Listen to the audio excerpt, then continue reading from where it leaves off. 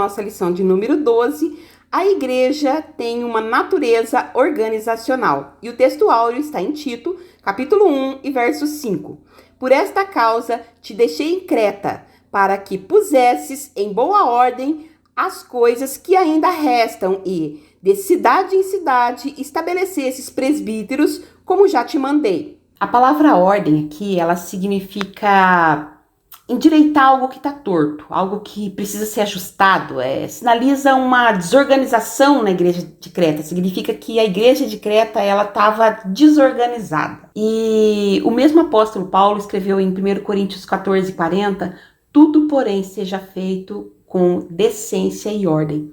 Então a carta de Paulo para Tito é uma epístola pastoral, uma carta pastoral. Ela traz instrução sobre como estabelecer uma ordem na igreja, como nomear líderes espirituais fiéis, pessoas capacitadas para suprir ou seguir o ministério de Cristo. Essa liderança é algo que era extremamente necessário, se fazia, extremamente necessário para aquela igreja. E até nos nossos dias, se faz extremamente necessário que exista ou que haja uma liderança. Lembra na época dos juízes, quando Josué encerra ali seu ministério e ele não deixa um sucessor para liderar o povo de Israel. E a Bíblia vai dizer lá em Juízes 21:25 que cada um fazia de acordo com o que parecia certo aos seus próprios olhos. E é assim mesmo, quando não se tem uma liderança, cada um faz aquilo que bem entende, ou aquilo que parece de fato certo aos seus próprios olhos. E a gente vai ver lá no livro de Juízes que existe ali, vai desmoronando, ou vai descambando tudo mesmo, A verdade é essa. E Deus vai levantando ali juízes para liderar aquele povo, então levanta um líder, que seria um juiz, e aí fica em tempos de paz. E quando termina a missão daquele juiz, o povo volta a fazer o que bem entendido. E daqui a pouco já está tudo encrencado novamente. E é exatamente isso. A igreja, se ela não tiver uma liderança, é exatamente o que vai acontecer como na igreja, como na época dos juízes. E esse contexto diz que a igreja ali em Creta estava passando exatamente por isso. Tem uma frase de Charles Spurgeon que diz que onde não tem ordem, tem confusão, e onde tem confusão, tem trevas.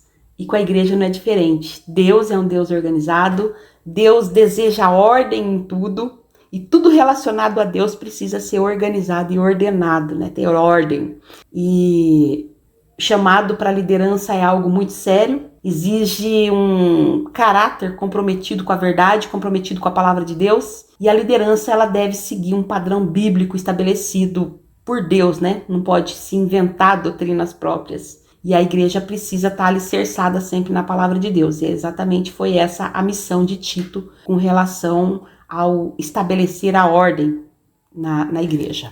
E a verdade prática, a igreja é um organismo vivo de natureza espiritual e, ao mesmo tempo, uma organização. A igreja, ela é um organismo vivo, o corpo de Cristo, Isso significa que ela não é uma instituição fria, é Cristo que governa, é Cristo que dá vida para a igreja. Então, os membros da igreja, cada um tem uma função diferente, mas eles são interdependentes, ou seja, um depende do outro, Assim como o corpo, ele precisa de todos os órgãos para funcionar bem, a igreja também ela precisa da participação ativa de todos os membros para ela poder crescer de forma espiritual, ou crescer espiritualmente. Mas a igreja também ela é uma organização, ela precisa de uma estrutura com liderança e com ordem. Por isso que Deus ele instituiu pastor, presbítero, diácono, para manter essa ordem da igreja. Então precisa ter dia certo para fazer culto, precisa ter horário dos cultos, precisa ter liderança nos cultos, quem vai dirigir qual culto, quem vai liderar em qual culto, E a gente vai ver que isso aconteceu desde a primeira igreja. Lá em Atos 6, Paulo ele vai organizar a distribuição de alimentos. E vai ficar algumas pessoas, vai selecionar, eles vão orar, vão clamar a Deus, pedir ao Espírito Santo para separar pessoas para fazer essa parte da organização de alimentos, cuidar dessa parte da assistência social e enquanto que os apóstolos, eles iam se dedicar ao ministério da palavra. Então, a igreja, ela precisa ter vida espiritual, mas ela também precisa ter uma organização funcional para poder cumprir o seu propósito aqui na Terra. A leitura bíblica em classe está em Tito, capítulo 1, dos versos 1 ao 9. Paulo, servo de Deus e apóstolo de Jesus Cristo, segundo a fé dos eleitos de Deus e o conhecimento da verdade, que é segundo a piedade, em esperança da vida eterna, a qual Deus, que não pode mentir, prometeu antes dos tempos dos séculos, mas a seu tempo manifestou a sua palavra pela pregação que me foi confiada segundo o mandamento de Deus, nosso Senhor. A Tito, meu verdadeiro filho, segundo a fé comum, graça, misericórdia e paz da parte de Deus, Pai, e do Senhor Jesus Cristo como Salvador. Por esta causa te deixei em Creta, para que pusesses em boa ordem as coisas que ainda restam. E de cidade em cidade estabelecesses presbíteros, como já te mandei. Aquele que for irrepreensível, marido de uma mulher, que tenha filhos fiéis, que não possam ser acusados de dissolução, nem são desobedientes, porque convém que o bispo seja irrepreensível como dispenseiro na casa de Deus, não soberbo, nem iracundo, nem dado ao vinho, nem espancador, nem cobiçoso de torpe ganância, mas dado à hospitalidade, amigo de bem, moderado, justo, santo, temperante, retendo firme a fiel palavra, que é conforme a doutrina, para que sejas piedosos, tanto para admoestar como a sã doutrina, como para convencer os contradizentes. E a introdução da nossa lição. A Bíblia apresenta a igreja como corpo espiritual de Cristo, um organismo vivo com as suas reuniões em torno do Senhor Jesus e as suas ordenanças. Por outro lado, é também uma organização, congregação ou assembleia, com a sua forma de governo. A presente lição pretende mostrar a natureza organizacional da igreja. A igreja, ela não é um grupo de pessoas reunidas sem direção. O próprio Deus, ele estabelece um modelo de organização para que tudo funcione de forma eficaz. Então, assim como o nosso corpo, né, ele precisa dos nossos ossos, dos nossos órgãos, de uma estrutura, né, para funcionar com perfeição. A igreja também, ela precisa de uma estrutura para cumprir a sua missão. E Deus é um Deus de ordem, ele faz tudo com ordem e tudo relacionado a Deus precisa ser organizada. E quem faz parte da igreja é o povo de Deus. Então, por isso, precisa ser organizado para que o nome de Deus seja glorificado através da igreja e para que a igreja possa cumprir a sua missão aqui na terra. Então, Deus sempre agiu de forma organizada. A gente vai ver desde lá dos Gênesis, quando você abre a Bíblia ali, Gênesis 1, do primeiro versículo até o versículo 31, a gente vai ver que Deus criou todas as coisas numa sequência de forma totalmente organizada. Depois, Deus cria o povo de Israel de forma organizada, ele se organiza, né? É feito de maneira organizada. Deus coloca Moisés para liderar aquele povo. Moisés estabelece líder, né, que ajuda na organização, na administração daquele povo. E a igreja não é diferente, a igreja também precisa de uma liderança bem definida. Jesus manteve o princípio da organização. A gente vai ver que Jesus, ele organizou os seus discípulos, eles foram escolhidos de maneira organizada. A gente vai ver Jesus quando ia fazer os milagres, quando Jesus foi multiplicar pães e peixes, ele pediu para que a multidão fosse assentada de forma organizada para poder fazer aquela multiplicação. Então, nenhuma grande missão pode ser realizada sem organização. E foi Deus que estabeleceu a igreja, então a igreja a organização da igreja, a liderança da igreja também foi estabelecida por Deus. Efésios 4, 11 e 12 deixa isso bem claro, ó. Ele mesmo deu uns para apóstolos e outros para profetas e outros para evangelistas e outros para pastores e doutores, querendo aperfeiçoamento dos santos. Ou seja, a igreja precisa de organização. Primeiro ponto da nossa lição: Tito e as igrejas na ilha de Creta. Primeiro subtópico: Tito vai falar sobre o verso 4. O apóstolo escreveu a Tito, estando ele em Nicópolis, na costa oeste da Grécia, ou, mais provavelmente, no caminho dessa região, pois ele afirma: deliberei invernar ali e não aqui. Como as epístolas a Timóteo, a de Tito traz importantes diretrizes para os pastores em todos os lugares e época. Tito é chamado de verdadeiro filho do apóstolo Paulo, expressão que o apóstolo também usa para Timóteo. Tito era grego, convertido provavelmente em Antioquia. Seu nome não é mencionado em Atos dos Apóstolos, mas aparece 9 vezes em 2 Coríntios, 2 em Gálatas, uma em 2 Timóteo e na epístola que lhe fora destinada, que traz o seu nome. Foi companheiro do apóstolo Paulo em suas viagens missionárias e ajudou o apóstolo em Roma e em Nicópolis. A identidade de uma pessoa é aquilo que a gente pode chamar de caráter. Pode ser definida pelas suas ações, pelas suas decisões e pelo impacto que as decisões que nós tomamos causam na vida dos outros. Isso chama caráter. E a Bíblia ela mostra claramente que a identidade de Cristo, o caráter de Cristo, é moldado pelo Evangelho. Então, a missão que foi entregue para Tito deixa isso muito claro. Significa que a identidade e o caráter de Tito era manifestado em 3 áreas: no chamado de Tito, na missão de Tito e no ensino de Tito. Tito foi chamado para organizar uma igreja que estava claramente uma bagunça. E ele foi chamado ali para estabelecer a sã doutrina. Paulo, ele se identifica como servo de Deus, como apóstolo de Jesus Cristo, e ele destaca, que sua missão está ligada com os eleitos, está ligada com a fé e com os eleitos pelo conhecimento da verdade. E é o próprio Paulo que envia Tito como colaborador desse propósito, que significa que Tito, ele é uma pessoa que Paulo considerava um homem de fé e eleito para o conhecimento da verdade. Então Paulo, o próprio apóstolo Paulo, ele deixa Tito responsável por fortalecer a fé na igreja de Creta. Tito, ele foi chamado por Deus porque ele tinha um caráter íntegro e ele se dedicou à palavra de Deus. Ele era um líder que, acima de tudo, tinha exemplos ou tinha uma conduta ilibada. O segundo subtópico, o pastor de Creta. Foi constituído pastor da ilha de Creta pelo apóstolo Paulo para colocar em boa ordem as coisas que restam e também para estabelecer presbíteros na cidade, de cidade em cidade. Os relatos de Atos omitem esse trecho do itinerário de Paulo.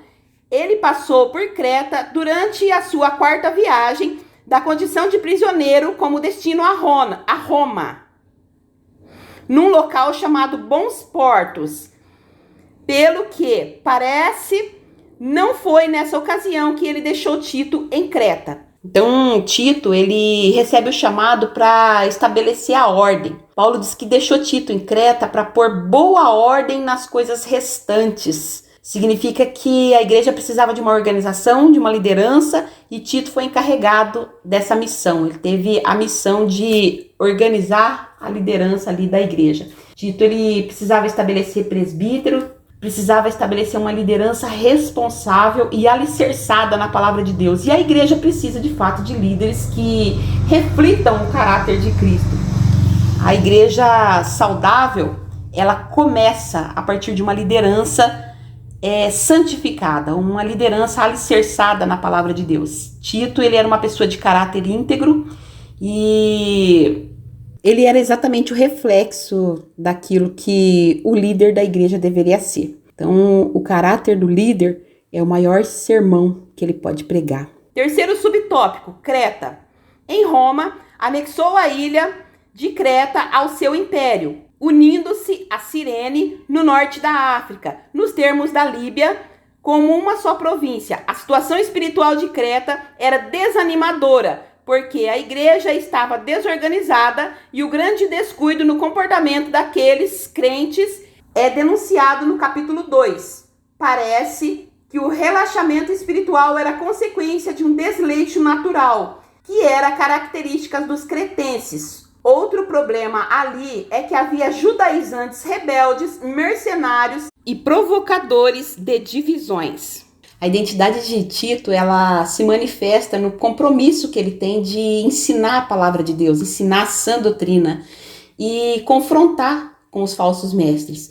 Paulo, ele alerta sobre falsos mestres que subvertem, casas inteiras. Ele cita um poema cretense que descreve o povo como mentirosos, bestas ruins, ventre preguiçoso. Nós vamos estar falando disso posteriormente nessa aula. Então, ele diz, os cretenses são sempre mentirosos, bestas ruins, ventres preguiçosos. Os falsos mestres, os judaizantes, eles acabavam distorcendo a verdade para benefício próprio. E Paulo, ele vai advertir Tito sobre a presença desses enganadores, desses falsos mestres que distorciam a verdade para benefício próprio mesmo, para ganhar para si mesmo, para ganho próprio, né? Então ele vai dizer que eram insubordinados, ou seja, rejeitava a autoridade da palavra, faladores, vãos e enganadores, usava a palavra vazia para manipular as pessoas, tinha motivação financeira, tinha uma visão de lucro desonesto. Lá em Tito 15:16, para os puros todas as coisas são puras, mas para os impuros tudo é contaminado. E era nesse contexto que estava a igreja em Creta. E o segundo ponto da nossa lição, a institucionalidade bíblica da igreja. O primeiro subtópico, a instrução paulina. A organização eclesiástica que o apóstolo Paulo instrui Tito não se restringe a uma estruturação ministerial, estabelecer presbíteros de cidade em cidade e incluir os líderes durante a sua carreira apostólica. O apóstolo já vinha fazendo. O Novo Testamento revela a origem do desenvolvimento desse governo. O apóstolo menciona os bispos e diáconos. O texto da epístola dá a entender que o relaxo e o descuido em que estavam as comunidades cristãs da ilha de Creta eram reflexo da cultura da região. Isso está além de um problema meramente ministerial. A cultura de uma região, ela tem um impacto profundo na vida espiritual dos seus habitantes, de quem está ali, vivendo debaixo daquela cultura. Creta era conhecida pela sua corrupção moral e espiritual. Então, quando Paulo ele escreve para Tito, ele destaca essa negligência espiritual que está acontecendo ali em Creta, que não é apenas um problema ministerial, mas era assim o reflexo da cultura decadente que estava enraizada ali na vida dos cretenses. Então, a corrupção cultural, ela enfraquece de fato a fé e o compromisso de todo o povo com Deus. Paulo, ele cita ali um dos próprios profetas de Creta para descrever ali o caráter moral dos cretenses. Ele cita como mentirosos, malignos e preguiçosos.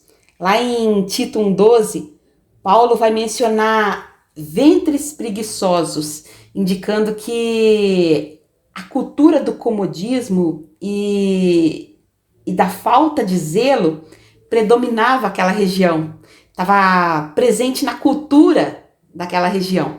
Então, a preguiça espiritual, ela impede o crescimento, ela impede o serviço de Deus, a fé para pregar a palavra de Deus. E a mentira e o engano, ela era marca ali da sociedade cretense e tornava a vida ali, principalmente a vida espiritual, muito complicada ali naquela região. A cultura, ela pode moldar todo um povo, mas a palavra de Deus, ela transforma a vida. E por essa razão que Tito foi deixado em Creta, para pôr em ordem as coisas restantes, como diz Paulo lá em Tito 1:5, Ele deveria estabelecer líderes que fossem um exemplo de fé, um exemplo de piedade. E quando a igreja ela absorve os valores da cultura, ao invés de confrontar aquela cultura, ela passa a ter aquela identidade espiritual. Por isso que a igreja não pode se acomodar. A igreja, quando ela se acomoda, ela é derrotada pela cultura. A igreja tem que ser um agente de transformação da cultura e não uma vítima da cultura. Cada cristão ou cada um de nós fomos chamados para influenciar o ambiente que a gente vive e não ser influenciado pelo ambiente que vivemos. Quando a igreja se levanta, a cultura sempre vai curvar diante da presença de Deus. E o segundo subtópico, igreja como instituição. Podemos definir organismo como forma individual de vida, um ser ou algo vivente. Na eclesiologia, o ensino ou estudo sobre a igreja significa a igreja ter um organismo, porque é um corpo espiritual e vivo, cuja espiritualidade é gerada pelo Espírito Santo. Ela é uma instituição divina que veio à existência pelo poder de Deus, mas o nosso enfoque é a igreja como organização. Quando se fala de institucionalizar, dar caráter institucional ou de se tornar institucional, significa estabelecer organização na igreja. Isso foi acontecer com o tempo, desde os dias dos apóstolos. Os apóstolos tinham em mente uma organização da igreja. A igreja ela tem sido definida de muitas formas no longo da história, né? O passar dos tempos, né? Algumas pessoas veem a igreja apenas como um prédio, ou algumas pessoas veem como um grupo social. Tem alguém que trata a igreja como uma organização humana, mas no contexto bíblico, a igreja, ela, especialmente, né, nas cartas de Paulo, especialmente nos ensinos de Paulo, né? Ele apresenta a igreja como uma instituição divina, organizada por Cristo, edificada sobre os fundamentos sólidos da palavra de Deus. E a igreja tem uma missão muito clara aqui na Terra. A igreja é uma instituição divina, organizada por Deus, fundamentada na doutrina dos apóstolos, unida como corpo de Cristo. A igreja é chamada de coluna e firmeza da verdade. Não é uma invenção humana, ela é uma construção divina, baseada em Cristo, nos ensinamentos dos apóstolos. A igreja ela não é um clube religioso, ela é uma família espiritual onde Deus é o Pai. A igreja ela está edificada sobre os fundamentos dos apóstolos, dos profetas. Jesus é o principal da igreja, né? A Bíblia vai dizer que é pedra de esquina. A doutrina bíblica, a doutrina da igreja, né, ela se baseia na doutrina bíblica. A igreja, ela é baseada, ela tem como base a doutrina bíblica, não é filosofia humana, não é fundamento ou fundação, né, ou coisa, criação humana, a palavra certa é criação humana. A igreja, ela precisa ser fundamentada na palavra, e quando ela é fundamentada na palavra, a própria Bíblia diz que as portas do inferno não vai prevalecer contra a igreja. Ela vai passar por situações terríveis como a igreja vem passado. No entanto, a igreja fundamentada na palavra de Deus, ela não cai, ela não termina, ainda que muitos tentam e desejam acabar ou exterminar com a igreja não termina, ela não acaba, ela não para, porque ela é fundamentada na palavra de Deus, ela é embasada na palavra de Deus. Paulo diz que a igreja é a habitação de Deus no Espírito. Então não é um prédio, mas é o lugar onde o povo de Deus se reúne e o Espírito Santo está ali no meio daquele povo. A missão da igreja é proclamar a verdade do evangelho para o mundo. E é por isso que Paulo compara a igreja como um corpo, como cada um da igreja, cada pessoa que compõe a igreja é um membro daquele corpo. Por quê? Porque a igreja só vai funcionar bem quando cada membro cumprir o seu papel. E a principal missão da igreja é glorificar Cristo, fazer discípulo, preservar a santidade. O propósito principal da igreja é glorificar o nome de Deus em tudo que faz. A igreja, ela existe para refletir a glória de Deus no mundo. Por isso que nós, como igreja, precisamos buscar a santidade, que Cristo deseja apresentar a igreja sem mácula, sem ruga, sem nada semelhante a isso, sem nenhuma impureza, mas uma igreja santa e irrepreensível. A igreja deve ser composta de um povo separado do pecado e com compromisso com a santidade. A igreja que se santifica, é a igreja que impacta, o que vai impactar o mundo. E o terceiro subtópico, organização. Temos no Novo Testamento alguns lampejos que nos mostram que aqueles irmãos se organizavam. Seguem alguns exemplos a favor da organização eclesiásticas. Havia local e horário e ordem no culto, reunião de ministério para consagração de presbíteros, segundo o contexto da época de uma igreja emergente. Foi realizado um concílio que nós diríamos uma convenção para tratar os assuntos doutrinários. A igreja dispunha de serviços sociais para atender as famílias economicamente fragilizadas. Os capítulos 8 e 9 de 2 Coríntios trata dos assuntos. Havia na igreja de Corinto o que hoje chamaríamos de comissão de ética e também tesouraria. A carta de recomendação era mais como um documento, um recurso para garantir a origem e a identidade das pessoas. A Igreja de Cristo é uma organização divinamente estabelecida por Deus. Sempre trabalhou com ordem e com uma boa estrutura desde da criação até a sua administração. Então, no Novo Testamento, a gente vai ver uma organização clara da igreja primitiva.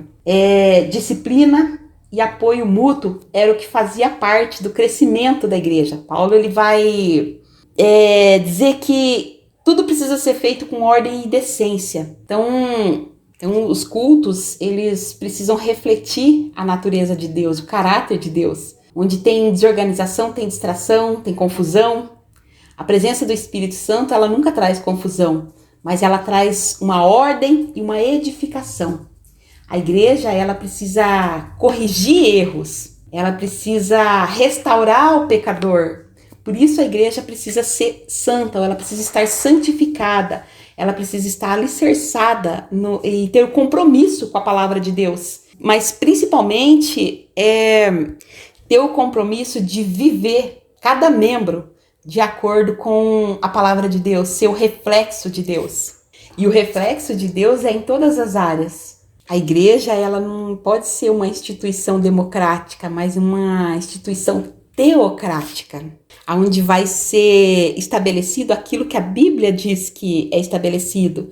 Então, o povo de Deus precisa ser um povo generoso, um povo que cuida um do outro, e isso em todas as áreas, seja na área material, área física, área espiritual. Essa é a autoridade de Deus, essa é a ordenança de Deus, esse é o princípio estabelecido por Deus. A igreja precisa ser um canal de bênção em todas as áreas. O amor precisa ser prático. Nós precisamos amar, mas precisamos praticar o amor. Lembra do bom samaritano? Ele não teve só compaixão, mas ele também foi lá e agiu em favor da pessoa que estava ferida. E é exatamente esse tipo de exemplo que Deus deixou, que Jesus deixou para a igreja. Nós, como igreja. A igreja que não presta ajuda para os necessitados, ela é irrelevante para o mundo. O mundo precisa ver o caráter de Deus através da igreja. E o terceiro ponto da nossa lição, a questão atual. Primeiro subtópico, organismo e organização. A ideia é de que a igreja deve se restringir a um local onde as pessoas se reúnem para adorar a Deus, estudar a palavra, pregar o evangelho, orar e celebrar as ordenanças eclesiásticas. O que alguns ainda não entenderam é que essas atividades espirituais exigem uma organização. A nossa atitude é mostrar que a Bíblia nos apresenta a igreja como um organismo e, ao mesmo tempo, uma organização. Mas nunca devemos nos esquecer de que somos cidadãos de duas pátrias, a terrestre e a celestial. E isso significa responsabilidade com as autoridades civis constituídas, como também com as autoridades eclesiásticas. O ensino de Jesus é: dai, pois, a César o que é de César e a Deus o que é de Deus. A organização da igreja, além de ser uma necessidade natural, é também uma exigência do Estado. A igreja é um organismo vivo, porque é o corpo de Cristo. E esse corpo é sustentado pelo Espírito Santo. E a gente vê biblicamente que ele é composto por vários membros, mas um dependendo do outro, são interdependentes, ou seja, um depende do outro. Paulo, ele afirma que Cristo é a cabeça desses membros da igreja, que a igreja é um corpo e que a cabeça desse corpo é Cristo, ou seja, a igreja deve agir de acordo com os pensamentos ou com os mandamentos de Cristo. Então, nós precisamos, como igreja, se submeter ao senhorio de Cristo. A palavra é essa, ao senhorio de Cristo. Cristo é o Senhor da igreja.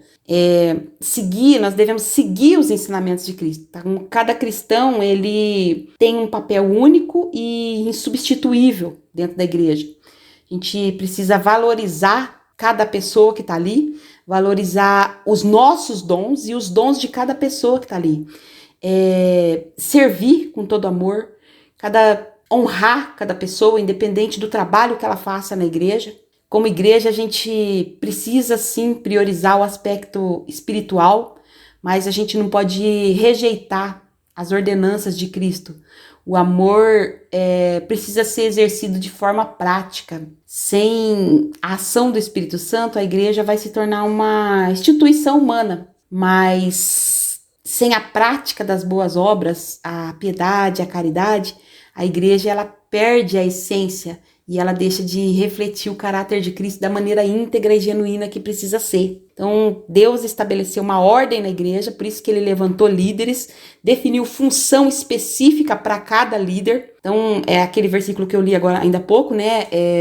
Ele deu uns para apóstolo, outros para profeta, outros para evangelistas, outros para mestres, e tudo isso para aperfeiçoar os santos. Então, nós precisamos manter, de fato, a ordem espiritual, mas também a ordem administrativa da igreja. Então, os apóstolos, eles nomearam diáconos para fazer o serviço de assistência social e permitir o crescimento da igreja, porque enquanto uns faziam um tipo de serviço, os apóstolos, eles iam se dedicar ao estudo da palavra e à oração.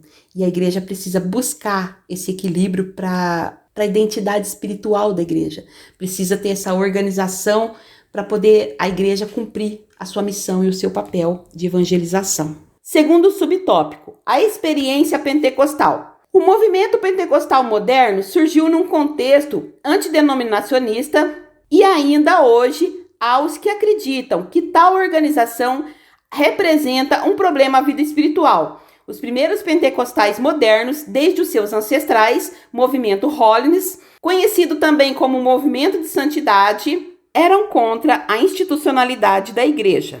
Charles Fox Parham, aos 20 anos de idade, assumiu o pastoreado da igreja em Eudora, no Kansas, mas em 1895 ele entregou a liderança de pregador local, deixando o denominacionismo para sempre, de modo que se tornou itinerante, independente até o fim da sua vida. Mas a igreja no período apostólico adotou um programa de funcionamento logo no limiar de sua história e foi uma bênção, pois ajudou a cumprir a sua tarefa de maneira eficaz. Então, desde o início da igreja, né, do cristianismo, o poder do Espírito Santo ele vem se manifestando até para avivar a igreja, né, e fortalecer os crentes. Esse movimento da santidade ele buscava uma experiência mais profunda com Deus. E isso levou o surgimento do pentecostalismo moderno, né? Com o tempo, muitos pentecostais passaram a rejeitar a estrutura denominacional, ou seja, as denominações, né? Os títulos das igrejas. Principalmente as igrejas mais rígidas, aquelas igrejas que prezavam ou que prezam, né, pelos usos e costumes. Então eles buscavam uma vivência cristã mais espontânea, mais livre. O movimento da santidade ele surgiu dentro da igreja metodista, que buscava a santificação. Era uma busca de uma vida mais santa, de uma vida mais comprometida com Deus, uma vida separada para os propósitos de Deus. Isso foi uma influência de John Wesley e Charles Finney. No dia 1º de janeiro de 1901, na escola bíblica de Charles Parham, em Topeka, no Kansas. Agnes Osman falou em línguas quando recebeu ali o batismo com o Espírito Santo, que foi aquele avivamento da Rua Azusa, né, que a gente sempre vê falar. Isso foi o marco ali do movimento pentecostal. Uma evidência do Espírito Santo através do falar em línguas. Esse movimento, isso surgiu, né, quando esse avivamento da Rua Azusa, ela estava sob a liderança de William Seymour. Isso aconteceu em Los Angeles. E surgiu a partir dali uma nova manifestação espiritual. Esse avivamento ele se espalhou como pentecostalismo pelo mundo todo e começou a enfatizar essa experiência pessoal de Deus e essa liberdade do Espírito Santo que se manifestava através, ou se manifesta, né, através do falar em línguas. Então, com o crescimento do pentecostalismo, surgiu uma rejeição muito grande com a instituição denominacional, principalmente aquelas mais rígidas, como eu falei ainda há pouco, né? Aquelas que são adeptas dos usos e costumes.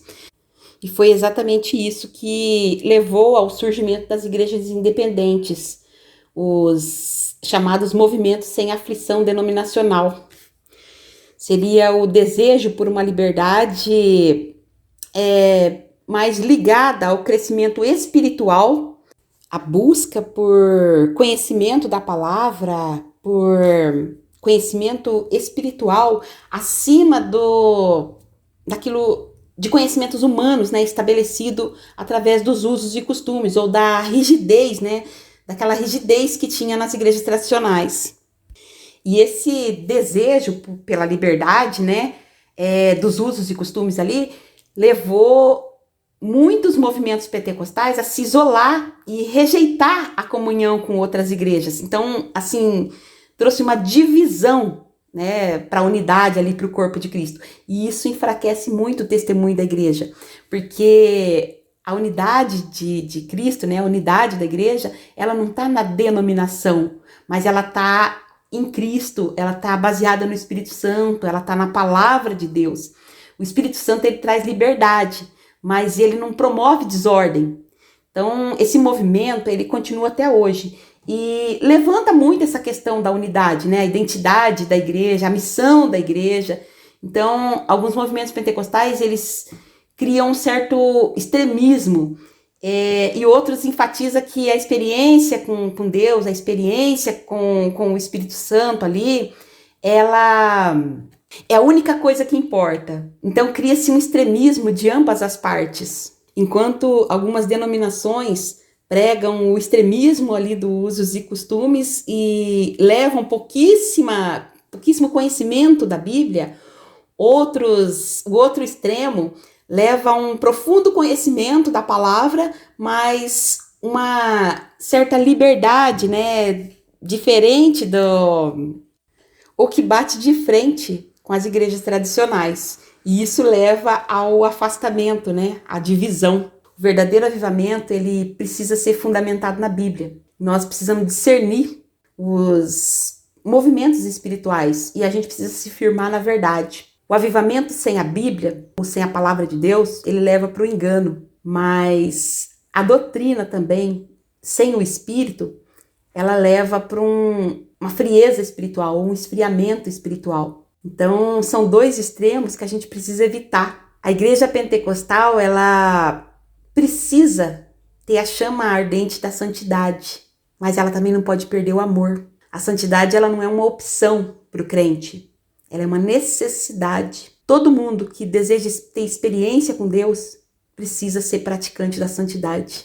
E o terceiro subtópico é necessário organizar. Em 1914, alguns dos pioneiros entenderam que havia chegado a hora de rever o sentimento antidenominacionista de Parham e de outros líderes que havia entre os pentecostais da santidade. Isso para evitar o crescimento desordenado.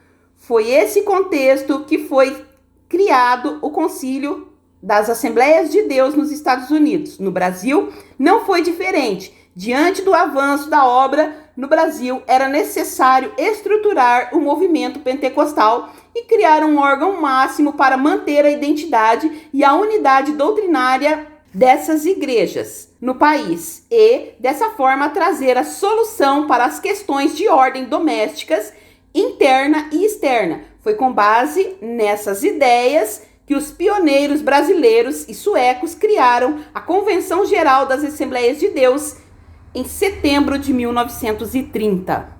Então, desde o primeiro século, a igreja ela tem lutado para equilibrar a organização e a liberdade espiritual.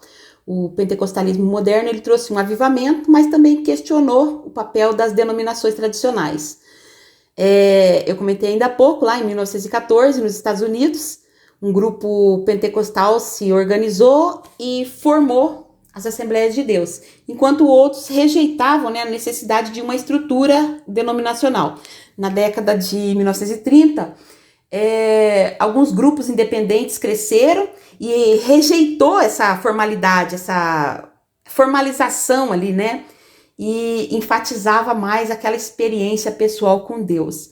Então, nos dias atuais, ou nos nossos dias, esse movimento antidenominacionalista, é uma palavra comprida, difícil de falar, mas são pessoas que rejeitam denominações e continua muito forte, mas enfrentam uma série de desafios, como, por exemplo, divisão, falta de estrutura, cada um age, como nós falamos lá no início, de acordo com o que pensa, o que acha correto diante dos seus olhos. E essa resistência com relação à denominação, a partir daí, surge o desejo por uma igreja mais fiel, uma igreja cheia do Espírito Santo e menos burocracia. Na verdade, a resistência o intuito, de resistir a uma denominação seria isso, seria a busca pelo Espírito Santo e menos burocracia. Só que a organização sem o Espírito Santo é só uma religião morta. E o avivamento sem uma ordem leva ao caos. Então, a gente vai ver ali, nós estudamos o trimestre todo, a respeito das heresias. E em 1916 surgiu o movimento unicista, nós já falamos a respeito disso. Os unicistas, eles rejeitaram a Trindade e foram expulsos, das Assembleias de Deus. E essa divisão aí, de certa forma, ela fortalece ali a ideia das estruturas denominacionalistas, ou seja, que precisa de ter uma denominação, que as pessoas precisam estar ali unidas, mas tem aquela, por outro lado, entende-se muitos que isso vai restringir a liberdade das pessoas ali em servir a Deus, num propósito íntegro. Então aqui aparece um outro problema. A liberdade sem limite, ela leva à heresia. Então a igreja, ela precisa ter como alicerce a palavra de Deus. E precisa, a palavra de Deus precisa ser pregada de forma íntegra. Mas a liberdade e a responsabilidade precisa ser um equilíbrio ali com relação à espiritualidade. Então nós devemos sim ter uma fé vibrante, mas ela precisa ser alicerçada na palavra de Deus. Experiência sem doutrina sempre vai levar ao engano. E a doutrina sem experiência leva à frieza espiritual. Por isso que tudo precisa ser feito de forma equilibrada. Hoje a gente vê a facilidade das mídias, que muita gente prega o evangelho, começa ministérios sem aquela, vamos dizer assim, aquela aflição da denominação, Mas isso tanto aumentou a pregação do evangelho, mas também gerou muita divisão e confusão também. São igrejas que não precisam de prestação de conta. E a igreja, ela deve ser um corpo. Não pode ser um grupo de membros tudo desconectado. Hoje tem muitos crentes, que rejeitam a questão da denominação. Mas nós precisamos de uma conexão para poder crescer. Eu acho que eu creio, que o desafio é manter a liberdade do Espírito Santo sem perder a organização e o compromisso, o principal compromisso da igreja, a missão da igreja. A unidade, ela não significa uniformidade, ou seja, todo mundo igual, mas um compromisso com o mesmo propósito. Nós precisamos ter compromisso sempre com o mesmo propósito.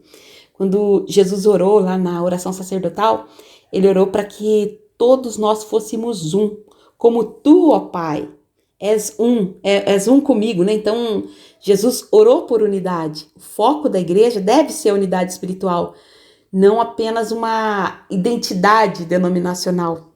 O reino de Deus é maior do que qualquer denominação. Então, toda a escritura, ela é inspirada por Deus, né? A palavra de Deus vai dizer que ela é útil para ensino, para repreensão, para correção, para instrução, principalmente para instrução na justiça. Então, qualquer movimento espiritual que rejeitar a Bíblia como base, está fadado ao erro. Não vai dar certo. O Espírito Santo, ele nunca contradiz a palavra, porque a palavra foi inspirada pelo Espírito Santo. A igreja primitiva, ela perseverava na doutrina, na comunhão e no partir do pão. É isso que a palavra de Deus diz lá em Atos dos Apóstolos. O que era a igreja, né? A igreja primitiva, ela era, de fato, uma igreja que perseverava na doutrina, na comunhão e no partir do pão. A verdadeira igreja é formada por crentes conectados, unidos no amor e no propósito de Cristo. Por isso que nós precisamos buscar cooperação entre as igrejas, ao invés de competição. E que Deus abençoe grandemente a sua vida e foi um prazer servir.